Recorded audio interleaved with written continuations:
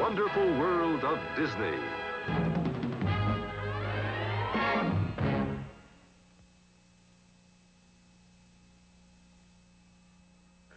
Pacifically Peeking.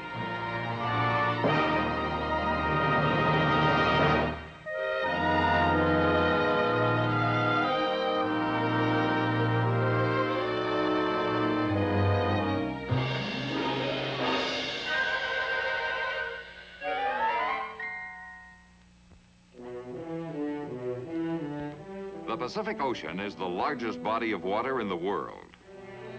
An endless variety of books have been written about this fascinating sea, but no one volume covers the subject so comprehensively as Pacifically Peeking.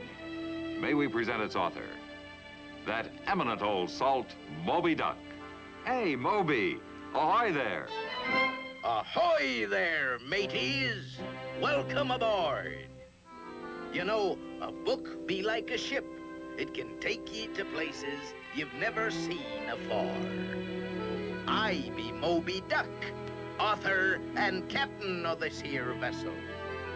As ye can see from our cargo list here, we be shipping a full load. Such things as Pacific geography, explorers, the mysterious undersea, etc., etc., etc. Aye, mateys, from forward to aft we'll be cruising the mighty Pacific. You'll be seeing a sea of contrasts. Though Pacific means calm, it isn't always that way. Aye, there be trim craft for any cruise. There be finny creatures, both large and small.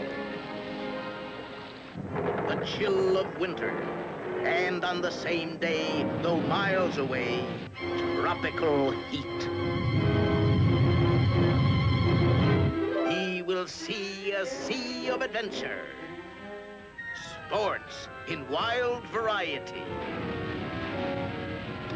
a sea of mystery and excitement. Ha ha! See? Hold it! Stop the engines! We be saving that for later. Now, mateys, afore ye folks go sightseeing with us, there be a few facts about the Pacific we should discuss. Now, all the land on our globe adds up to 1/4. The 3/4 what is left be water. Think of that. 1/2 to be Pacific of the water, the Pacific, upon which we will base our little chat. Oh, wide Pacific, great Pacific.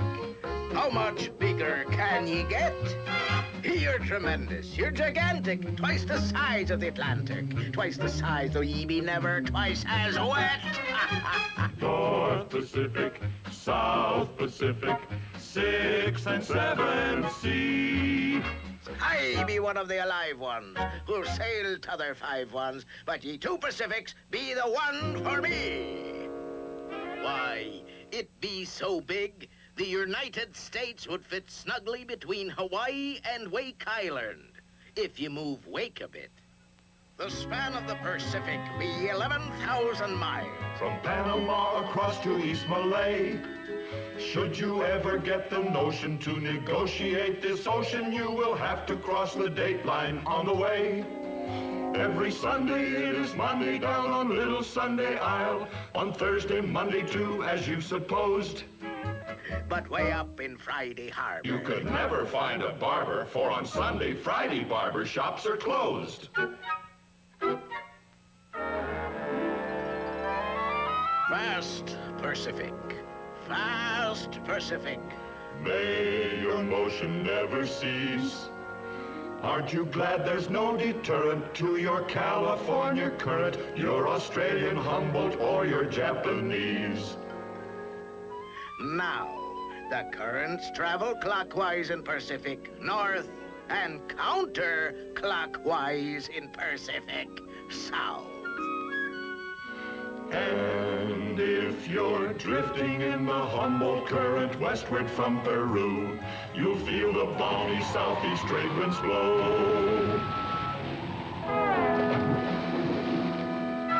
But a marlin may impale you somewhere in between Australia and the Tuamotu archipelago.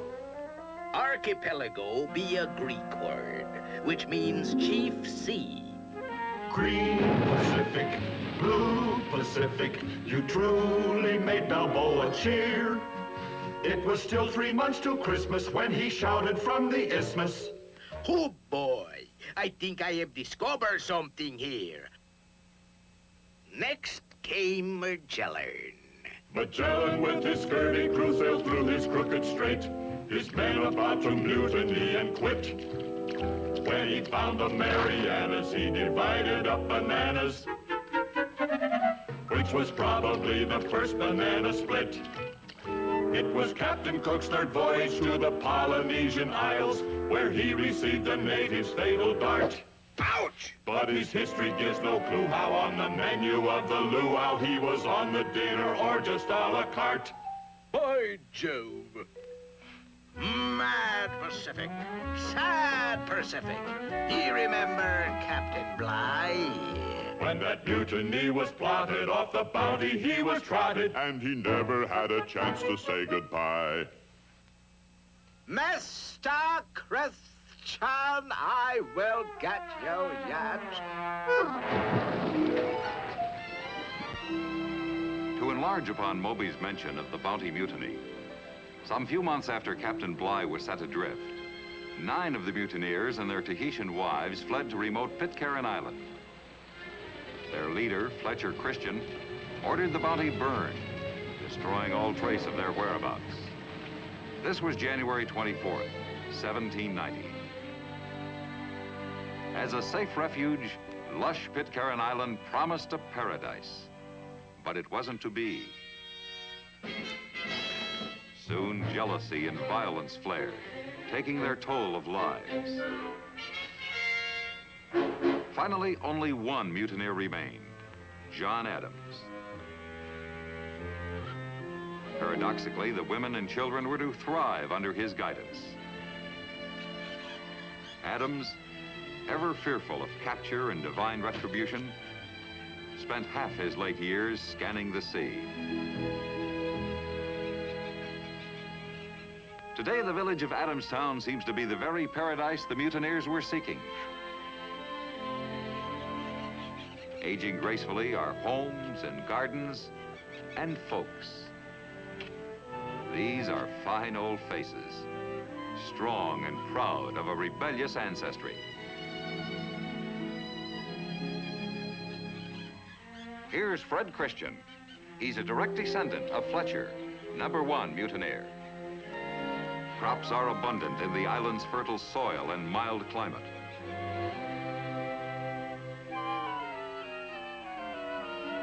Pitcairn's fruit and vegetables are famed for their size and flavor. Trade goods received from passing ships are divided up in a share-out. Everyone is glad to do things for the good of the community.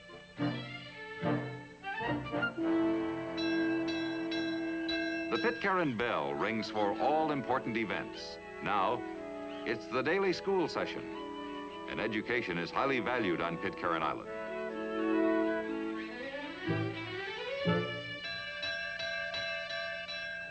The school bell signals time to play.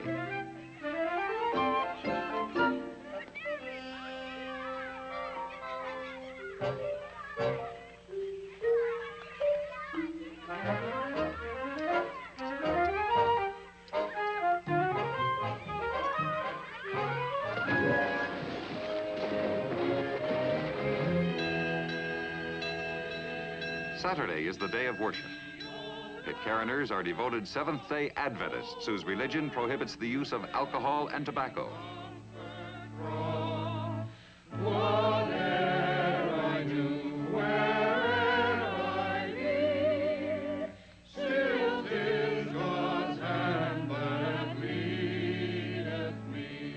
What would seem to be a hobby is actually the main source of income to the islanders. Carved from Miro wood, these curios will be eagerly purchased by passengers of visiting ships. The women, too, have a handsome and profitable craft in the skillful weaving of palm leaves.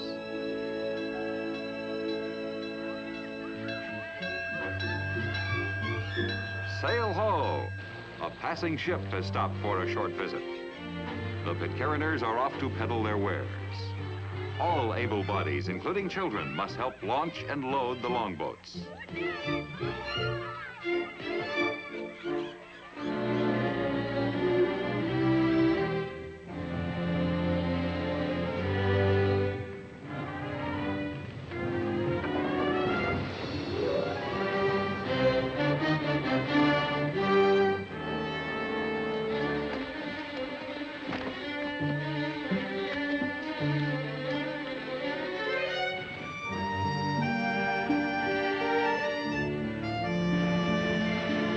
Takes seasoned crewmen to handle the oars. Many boats have capsized in these treacherous swells.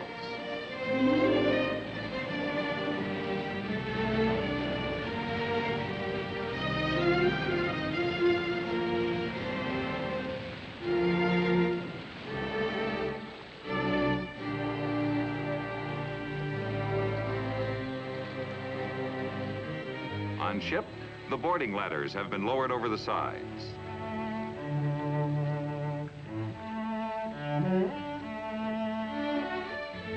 Trading takes less time than the traveling. However, both buyers and sellers are satisfied before the ship leaves.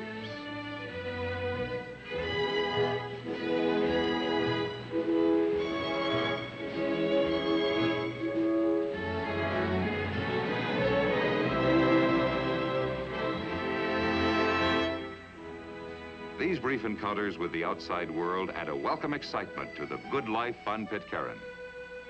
And it is a good life on these 2 square miles of island with abundance of food, water, peace, and laughter. Pitcairners respect each other, and they respect the memory of their ancestors, descendants all of the original mutineers of the Bounty. As Pitcairners will tell you, old Fletcher Christian sure found a good place to hide.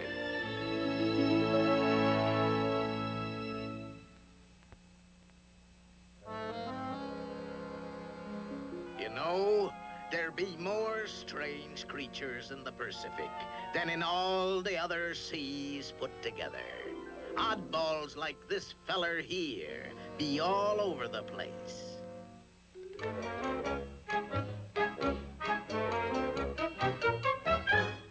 Oh, the life for me is the wildlife, the strange and curious wildlife. And what a place for wildlife Pacific Islands be.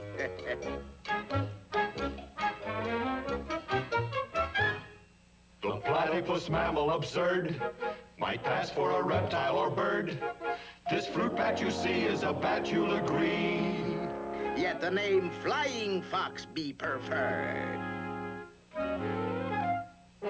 The wombats who live in Tasmania have sweet, peaceful thoughts in their crania. Tasmanian devils on their vicious revels Chase wombats and such miscellanea. Ouch! Ouch! Echidnas on slight provocation can always provide stimulation. This little phalanger with breathtaking grandeur can do a great bird imitation.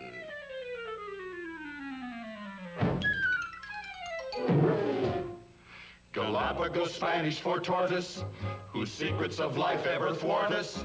Eats cactus and grass as the centuries pass from his birth up to his rigor mortis. Mother penguin with wings for her power plays round in the surf by the hour, while home on a nest stays her husband depressed, thinking, I don't know why I allow her. The Falkland Islands play host to a species of penguins called jackass penguins.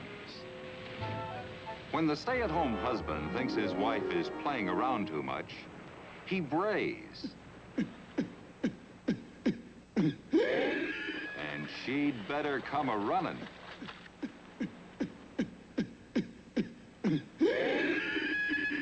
wayward wife enlists the moral support of her relatives.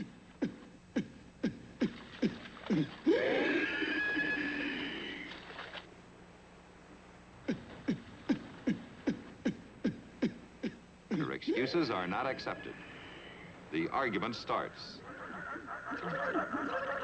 Enter the mother-in-law.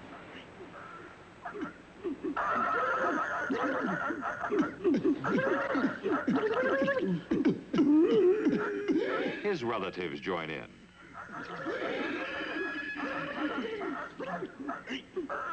Now the whole neighborhood is involved. My, such language.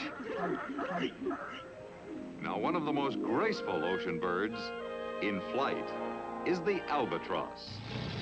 On the ground, however, he's something else. For obvious reasons, the albatross is often called Goonie Bird.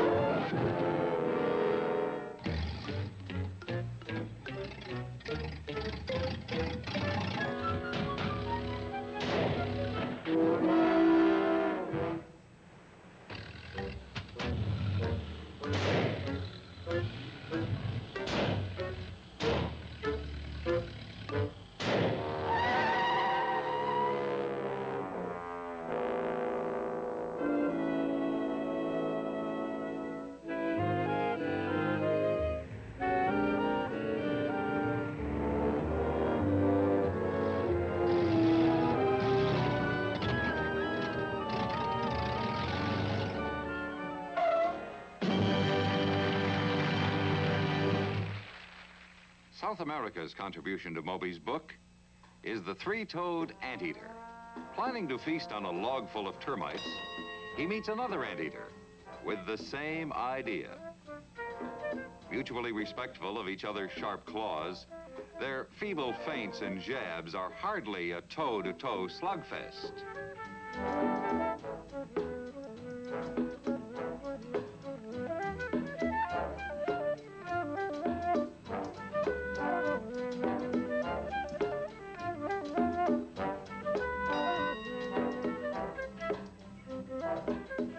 And the winner? The termites.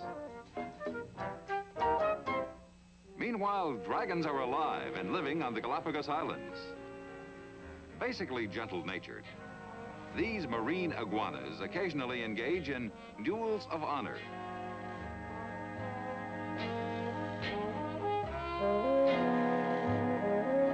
First, the insults. Then, the fight. These rare contests are sure to pull a crowd.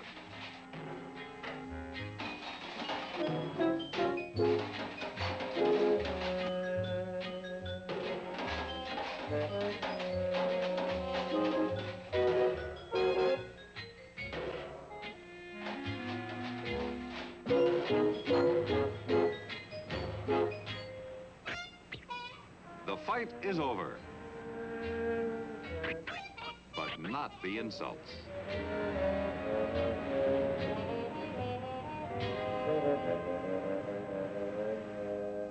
In a Central American jungle, moving slowly through the treetops, this sloth is trying to escape a hungry jaguar.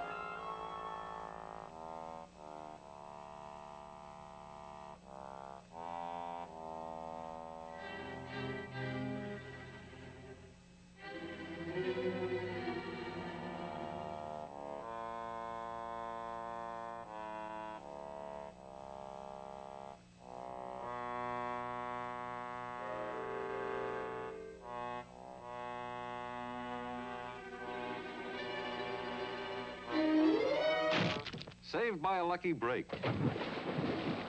And the Jaguar's would-be lunch floats safely away.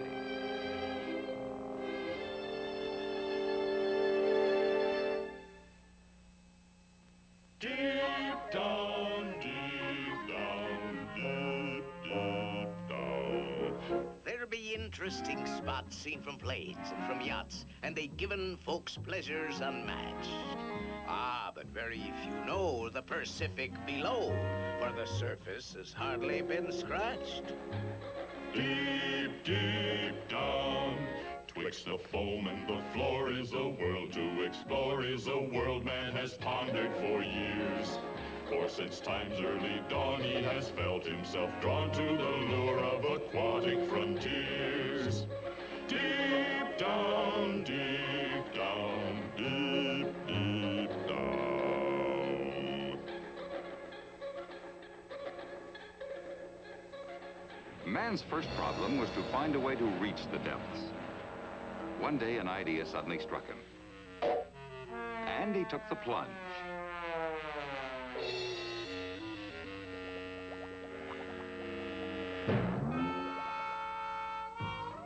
This was too easy a solution. His conquest of the deep had hardly begun when something seemed wrong. Something was missing. Air.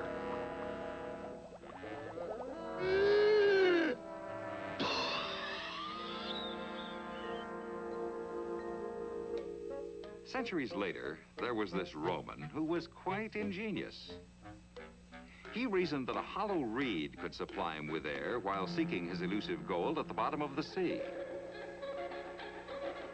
But this method, too, proved impractical.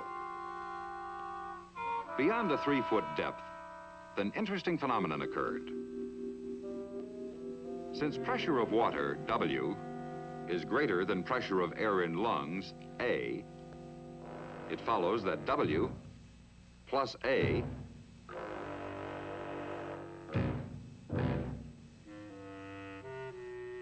equals PLC, painful lung collapse. At this point, he loses all interest in the experiment.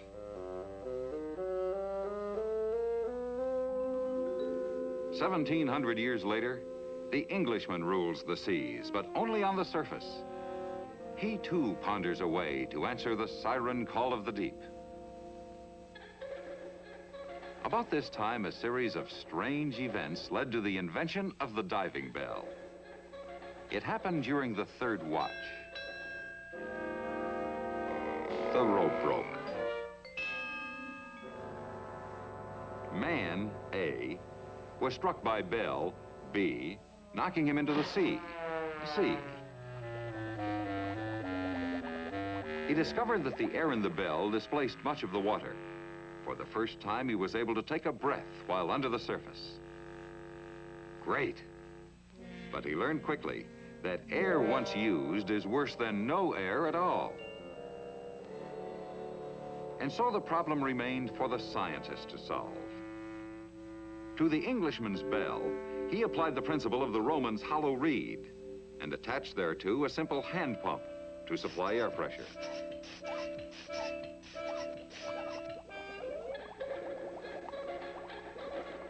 Confident now, our experimenter set forth to seek and conquer, only to find that in the matter of air, he erred. There was plenty of air in the bell, but he couldn't take it with him. Man envied the freedom and mobility of the fish. So, with a few minor alterations, came the invention of the diving suit.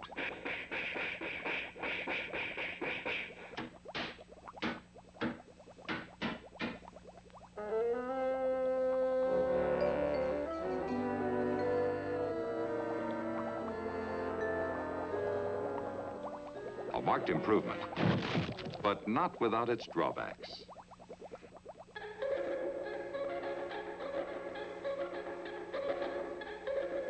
True, there was a certain mobility, but the long trailing air hose limited one's undersea operations.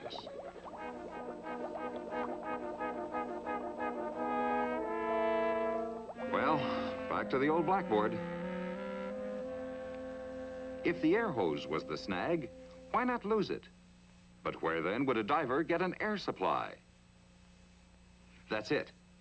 Carry it along, compressed in a tank. A completely self-contained diving suit. Alas, the suit was still bulky, still awkward. However, this was a giant step forward. Now a diver could descend to depths never before imagined. Of course, any minor damage to the suit meant a return of that old trouble. No air. Through necessity, then, came the greatest discovery. By merely pressurizing his lungs, his problem was solved. This, then, was the aqua lung. Now add a face mask and fins for his feet. Behold, the skin diver. He was free at last. Free to pursue his age-old dream, researching the undersea and exploring all the delights that lie deep down. The deepest deeps in all the world, the Pacific waters claim. And from this island in the Philippines, one of them gets its name. Why, if you sink Mount Everest in the Mindanao Trench, ye can bet mountain climbers would frown. Toward the summit they'd drop and be scaling the top over 1,000 fathoms deep down. Deep, deep down. Well, as long as we're under, with plenty of air, and the view from the mountain be clear. All ye mateys, ahoy! Let's get set to enjoy the mysterious world that be here. Deep down, deep down, deep, deep down.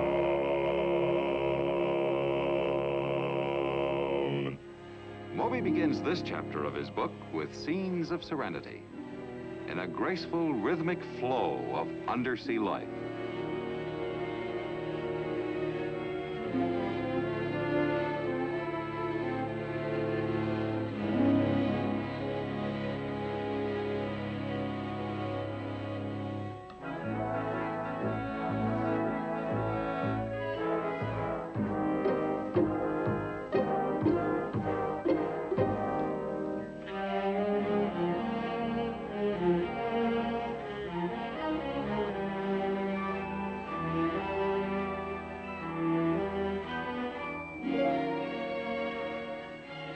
First impressions imply that all is peace and harmony. Not so. In the grim struggle for undersea existence, all life is both predator and prey. And nowhere is this so much in evidence as in one of the Pacific's coral reef cafes. In this unusual seafood restaurant, it is sometimes difficult to distinguish between the dinner and the diner. Now, Mr. Rocky Lobster has come to dine on starfish, which Mr. Toadfish has reluctantly relinquished. Queenie Triggerfish drops in for a lobster snack, though she knows lobster disagrees with her. Maury Eel scans the menu. He fancies Triggerfish, who is still fancying lobster.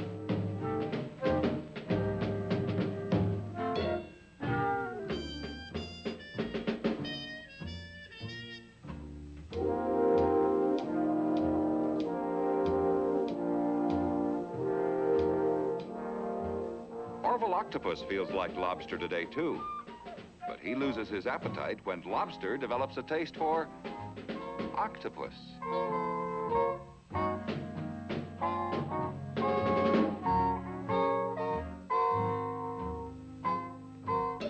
Ah, fresh crab. Queenie, deciding on a lighter meal, will settle for crab. Crab tries scratching himself off the menu.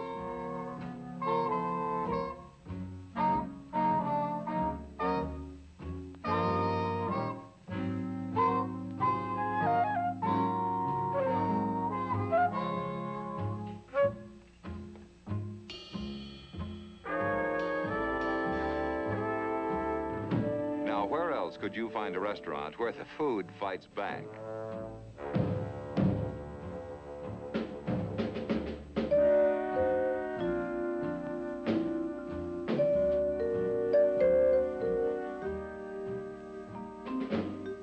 Orville now changes his order to crab and finally serves himself.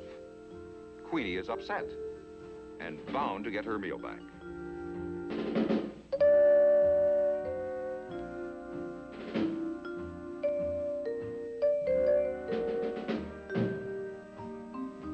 Maury Eel still hasn't eaten. He too tries stealing Orville's crab.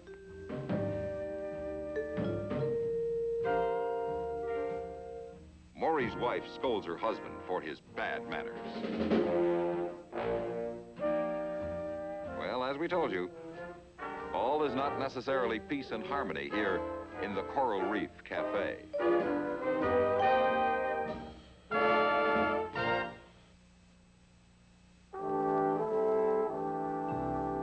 The Pacific be divided into several large groups of islands. For example, if in a given triangle, ABC, angle A were Hawaii, B, New Zealand, and C, Easter Island, then the area, let's see now. Oh, yes, 1/2 the base BC times the height equals Polynesia. Now, if you want to visit this and other romantic spots with me, Moby's Island Cruise will be shoving off on page 203. Ahoy there! Well, I see you be ready to start our little excursion. Climb aboard, mateys. We got a lot of water to explore. 63 million square miles, or be it 64. All ashore that be going ashore. Cast off there, Goonie.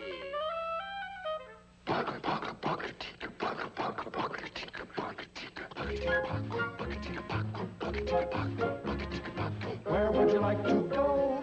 What would you like to see? How would you like to visit some islands with me? Where would you like to start? Where would you like to end? There are places by the thousands we could recommend.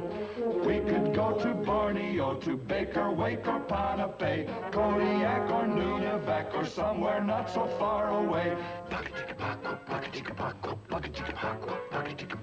Nuku no no no no uti fana futi celebes. Nuku oro vani koro, don't you love the ocean breeze? Maybe we should visit Fiji since we are so near. I'll bet you never realized the hotfoot started here. Traditionally, the Fiji hotfoot or firewalking ceremony begins with a fire made in ancient fashion.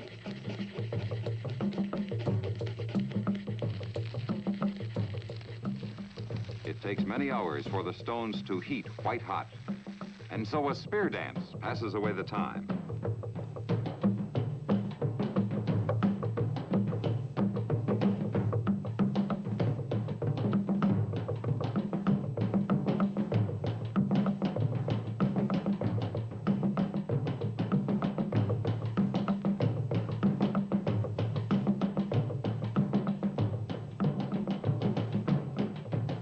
When the stones reach white heat, about 1,000 degrees Fahrenheit, they're leveled out, ready for the firewalkers.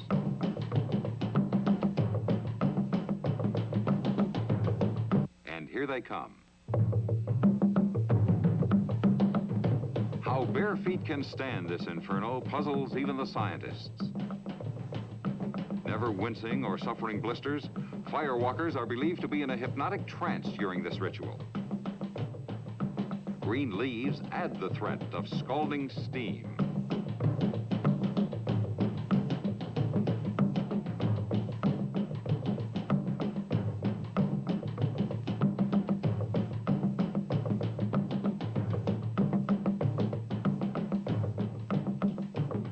After the ordeal, one of the firewalkers submits to an examination by a skeptic.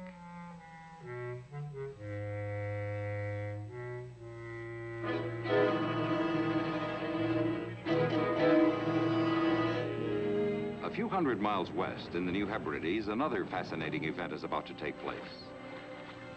Here on Pentecost Island, we are soon to witness an incredible competition. A contest of land diving.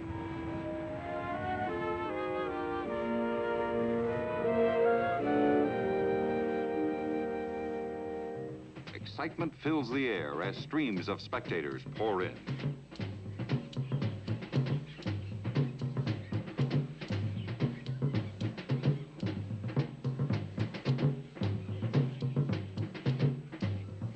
The tower from which the contestants dive is built of thin tree trunks lashed together with vines. Height, about 100 feet.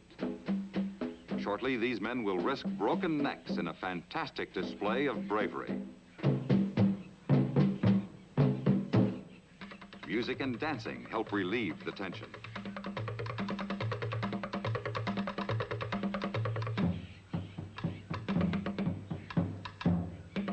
Friends and next of kin wish good luck and give last-minute encouragement.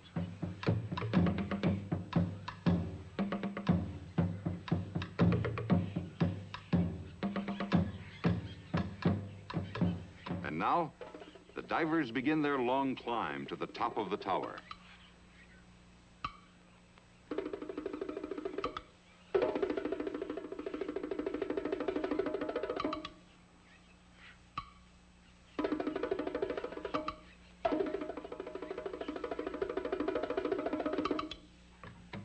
Excitement mounts.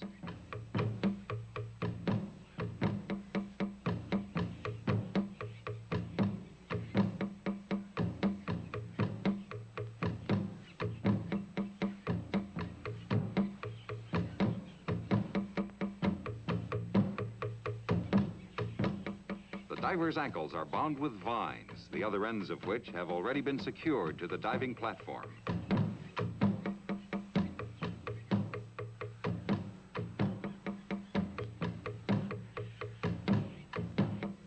The vines are cut to an exact length, just long enough to break the diver's fall the very instant his head brushes the ground. Care must be taken so the vines don't get snagged. The moment has come. Diver number 1 begins his incantations and what may be his final salute to the world.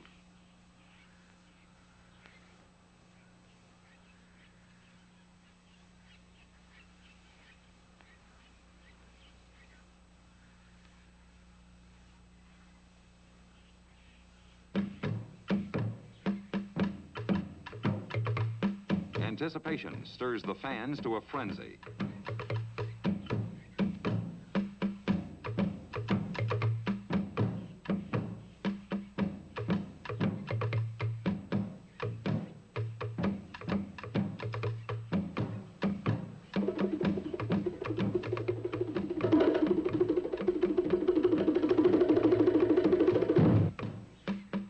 A perfect score.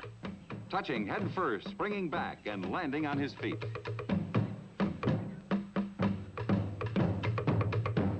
And now the competition is underway. In this sport, the important thing is to keep your head.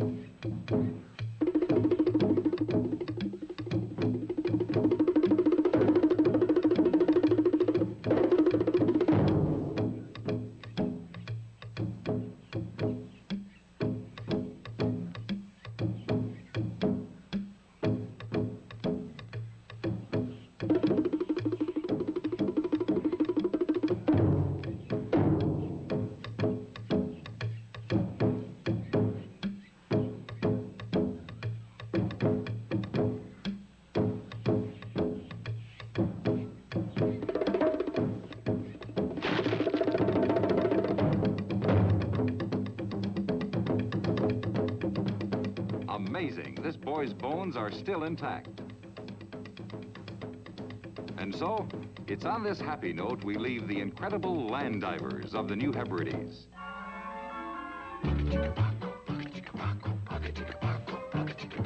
Puka, puka, puka, rua, pula, sukan, pula, what? Massa, Tierra, Halmahera, Chatham, Bellany, and Scott. Have you tried a surfboard ride? Now there's a lot of fun. Well, why not make Hawaii just to see how surfing's done?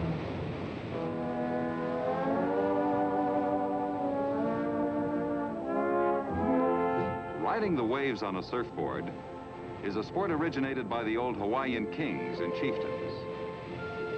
Here, where it all started, surfing is now the pastime of enthusiastic thousands.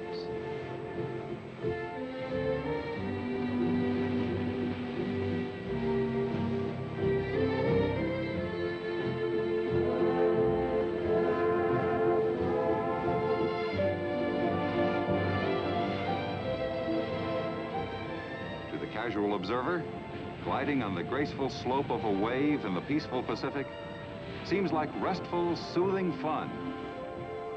But is it?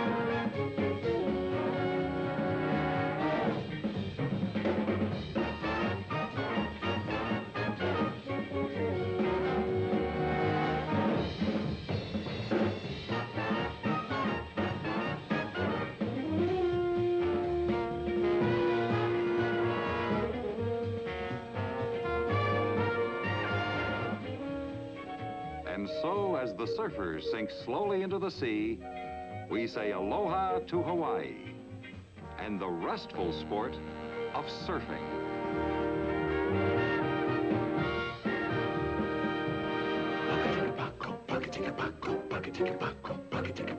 Coral reefs and palm trees sway. Here's an island we should see. Happy people dancing, play. There's just one place this could be. Beautiful Samoa is the land of dance and song. But time does not permit us to remain here very long.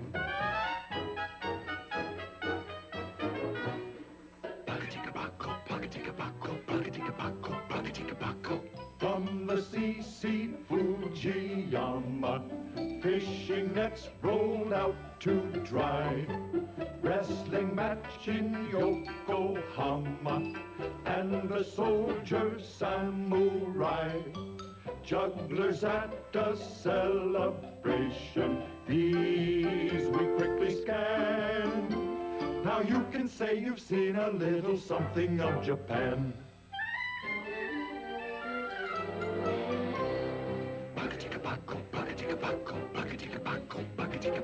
Here we have a glacier breaking, see the icebergs in the making. Here's a live volcano spewing lava in the sea.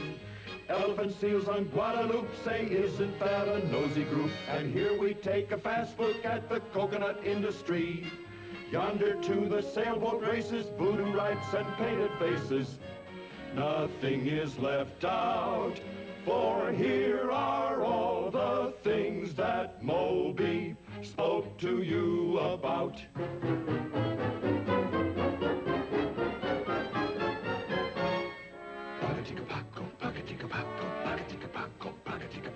Rapahanga, Aeromanga, Catalina, Pitor King, Keely, Mealy, well now really isn't travel broadening. Atuanda, Gatu, San Ambrosio, and Hall. I hope by now you realize we'll never see them all.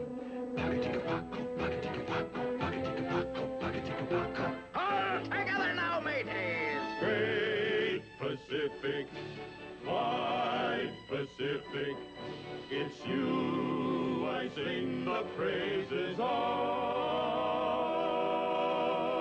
Nor or south of the equator, nothing's bigger, nothing's greater. And the Pacific.